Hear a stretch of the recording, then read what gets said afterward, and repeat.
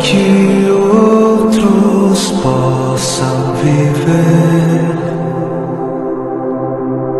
Vale a pena morrer para que outros possam viver.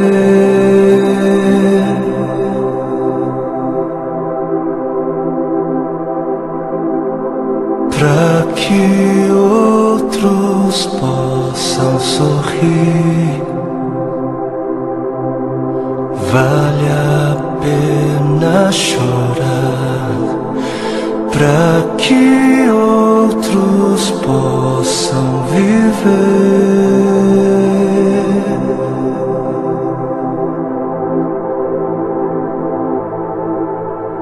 Portanto, visto que temos este ministério pela misericórdia que nos foi dada, não desanimamos. Antes, renunciamos aos procedimentos secretos e vergonhosos, não usamos de engano, nem adulteramos a palavra de Deus. Ao contrário, mediante a clara exposição da verdade, recomendamo-nos à consciência de todos diante de Deus.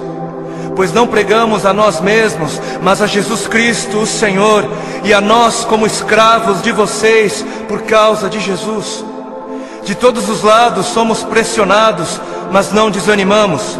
Ficamos perplexos, mas não desesperados. Somos perseguidos, mas não abandonados. Abatidos, mas não destruídos.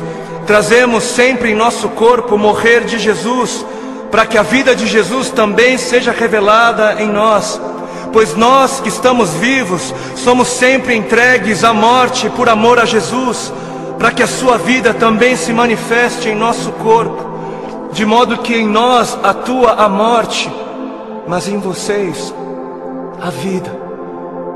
Por isso não desanimamos, embora exteriormente estejamos a desgastar-nos, interiormente estamos sendo renovados dia após dia, pois os nossos sofrimentos leves e momentâneos estão produzindo para nós uma glória eterna que pesa mais do que todos eles. Assim, fixamos os olhos não naquilo que se vê, mas no que não se vê, pois o que se vê é transitório, é passageiro, mas o que não se vê é eterno. Para que outros possam viver, vale a pena morrer. E nas palavras de 2 Coríntios capítulo 4 que nós acabamos de ler, para que outros possam viver, não apenas vale a pena morrer, como deve-se morrer. Deve-se. Para que outros possam viver, deve-se. É necessário morrer. É necessário morrer para que haja vida. Trazendo sempre em nosso corpo o morrer de Jesus, para que a vida de Jesus também seja revelada em nosso corpo. Pois nós que estamos vivos, somos sempre entregues à morte por amor a Jesus, para que a sua vida também se manifeste em nós, de modo que em nós atua a morte, para que em vocês, para que em outros atue a vida. Assim como a semente que não morre não germina, assim como a semente que não morre é incapaz de gerar frutos, aquele que não morre é incapaz de gerar vida, é incapaz.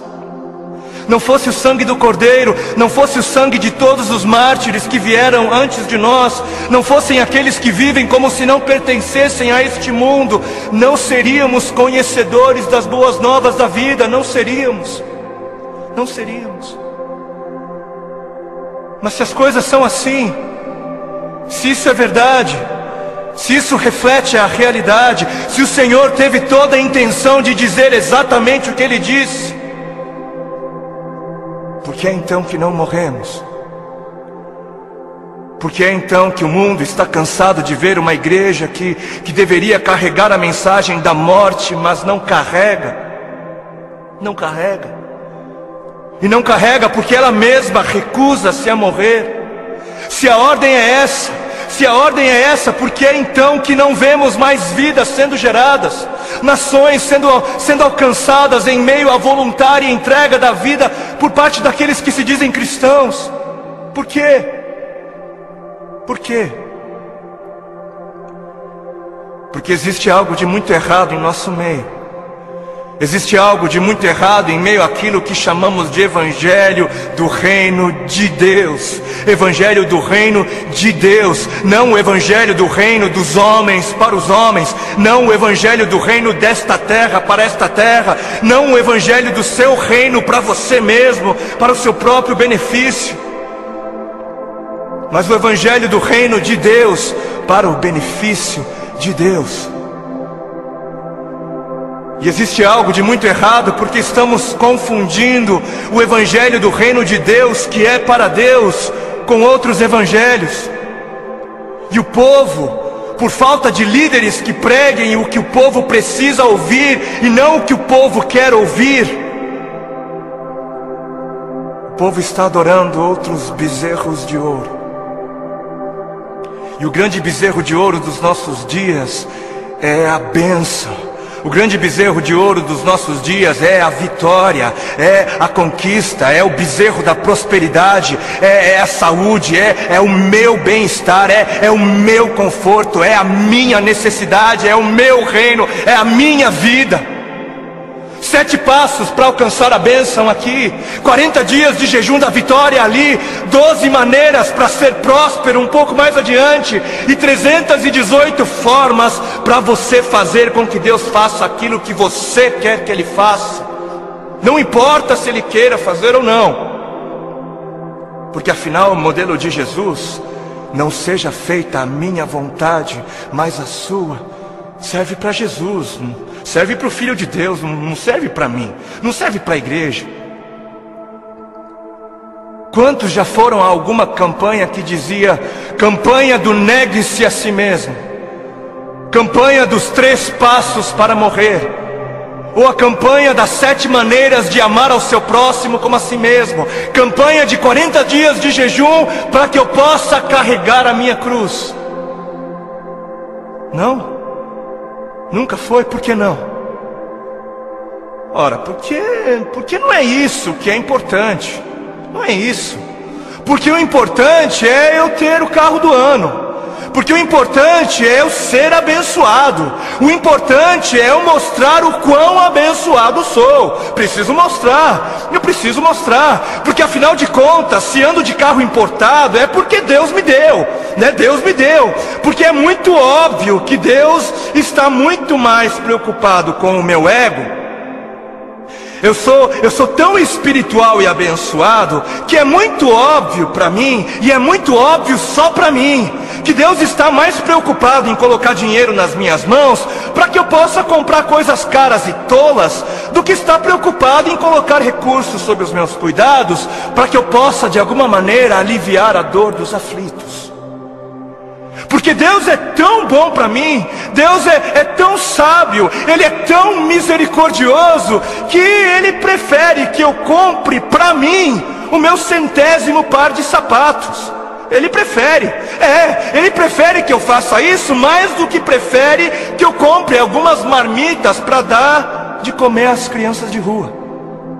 Porque o importante é eu encher o meu celeiro até onde der. O importante é o meu reino, é a minha justiça. Eu trabalhei, eu suei. Não foi Deus quem me deu, não foi Deus quem me abençoou, não foi eu quem ganhei. É justo, eu trabalhei, é meu.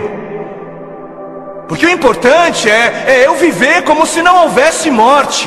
E Deus que me livre de pensar em morte. Coisa negativa não é de Deus. O importante é eu viver como se não houvesse morte, para que quando a minha hora chegar, eu venha morrer como alguém que nunca quis viver. Porque está escrito na palavra de Deus em Marcos, no capítulo 8 e Mateus 16.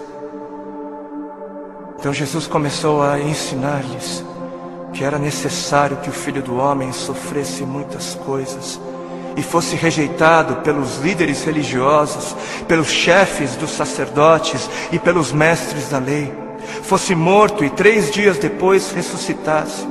Ele falou claramente a esse respeito. Então Pedro, chamando-o à parte, começou a repreendê-lo. Vejam como desde o início a igreja se escandalizou com a mensagem da morte.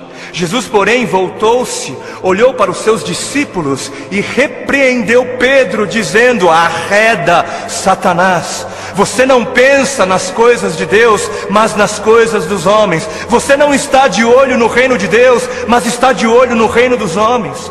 Então ele chamou a multidão e os discípulos e disse: se alguém quer vir após mim, negue-se a si mesmo, tome a sua cruz e siga-me. Se quiser, se alguém quiser.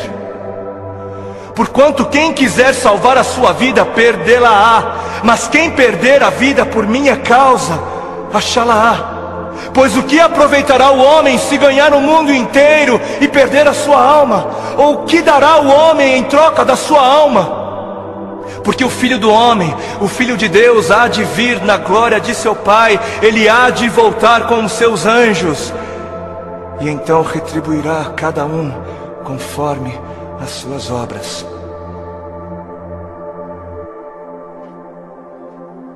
Quem fizer de tudo para garantir a sua vida neste mundo, não merecerá a vida no outro. E quem fizer de tudo para garantir a sua vida no outro mundo, perderá a sua vida neste. Perderá o controle da sua vida neste mundo. Quem viver de olho nos tesouros deste mundo, receberá somente aquilo que este mundo é capaz de dar. Mas quem viver com os olhos fixos no tesouro eterno, este receberá, este haverá de receber aquilo que a eternidade tem para dar. Entendam algo. Sabem por que existem religiosos fanáticos que se matam, que se suicidam, que dão as suas vidas para serem destruídas? Sabem por quê? Porque eles estão pensando na eternidade, eles estão de olho na eternidade. E sabe por que você se recusa a negar-se a si mesmo e entregar o controle da sua vida a Deus? Porque você está pensando demais nesta vida. E mais, sabem por que é que estes fanáticos acabam dando as suas vidas? Porque eles passaram a vida toda, a vida inteira, ouvindo de seus mestres que morrer é algo valioso. Eles passaram a vida toda ouvindo de seus mestres que morrer é algo bom, é algo nobre, é algo honroso, que morrer gera vida. Gera vida. Mas e a igreja? Mas onde está a igreja? Onde está a voz profética? Onde estão os que pregam a verdade? Onde estão os que pregam morram? Onde estão os mestres de Deus a gritarem morram? Morram, para viver morram, por amor a Cristo morram, por amar a Deus acima de tudo morram. Onde estão? Por que os missionários moravianos se vendiam como escravos para poderem pregar aos escravos? Porque alguém lhes ensinou que esta vida não vale a pena ser vivida se não for vivida para Deus. Alguém lhes havia ensinado que para que outros pudessem viver, valia a pena morrer. Enquanto muitos parecem estar fascinados demais com mestres que pregam apenas vida nesta vida, mestres que distorcem o significado de vida em abundância. Apesar disso, existem alguns remanescentes, existem ainda alguns que se recusam a se prostrar diante dos bezerros de ouro, existem ainda alguns que se permitem ser afligidos por amor a Cristo.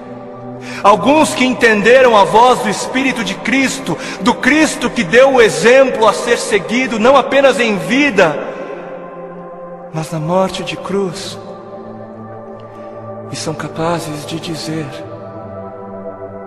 já não sou eu quem vivo, mas Cristo vive em mim. Cristo vive em mim. Amados, a vida é para os que creem.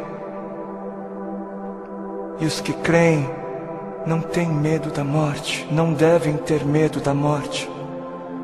Quem tem medo da morte não crê. E quem não crer, não viverá. E eis que a morte é o maior medidor da fé. Os que morrem são os que creem. E termino com um texto bíblico que está em 2 Timóteo, capítulo 4, nos versículos 2 ao 4.